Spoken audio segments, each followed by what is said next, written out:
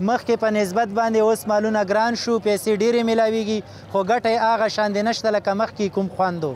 اوس نن سبا هر سړی پوه شي ګران شی اخلي، خو ګران شی موږ ته ګټه نه کوي. د ژمي موسم شروع کېدو سره که یو اړه خلک د غټو شاپینګ مالونو مخه کوي او خپلو ځانونو لپاره ګران او معیاري کوټونه، بوټونه او دغه شان نور حفاظتي څیزونه اخلي. ولې بل خوا هغه خلک څوک چې اوچت قیمتونه نشي برداشت کولی هغه د دوابې میلې ته راځي او دلته استعمال شوي څیزونه په ارزان قیمتونو اخلي. خلک وایي موږ ته هر معیار او هر رنګ څیزونه دلته میلویږي.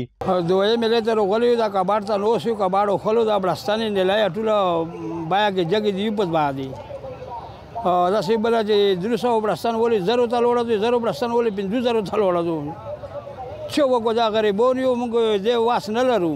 بل خوا په دې میلې کې ناست کاروباریان وایي سږکال کاروبار ډیر ښه دی، مهنګۍ له وجې خلک نوي څیزونه نشي اخیستی، همدا وجه ده چې دلته خلک ډیر زیات راځي. مخکې به دا کمبلې موږ راوړې 200 250 150 اوس 300 350 کې هلته موږ ته میلاوي که نه. ریټونه ډېر های شوي دي، ریټونه ډېر ګران شوي دي او بس خلک هم غریب دي وس نه رسي، خو بس بیا ښه دي دا کباړ دی که نه نوي نه ورته ښه دي بس لګی دي شروع دي غریب خلک دي بس موږ هم کار کوي او د هغه هم کار کوي، خو بس حالات داسې دي چې بس هر څه ښه ګران شوي دي که نه.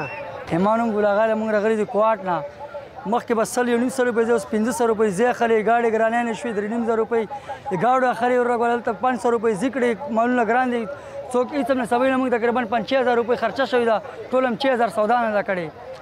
دا حساب له مال څوک نه اخلي چاته باید کې مسمنډې وي. په دې میلې کې صرف د یخنۍ نه بچ کېدو څیزونه نه بلکې د کور استعمال هر عام څیز په ارزان قیمتونو میلویږي. کیمرامین رؤف عرفان سره علیشان ککهیل، سونو ډیجیټل ټل دوابه.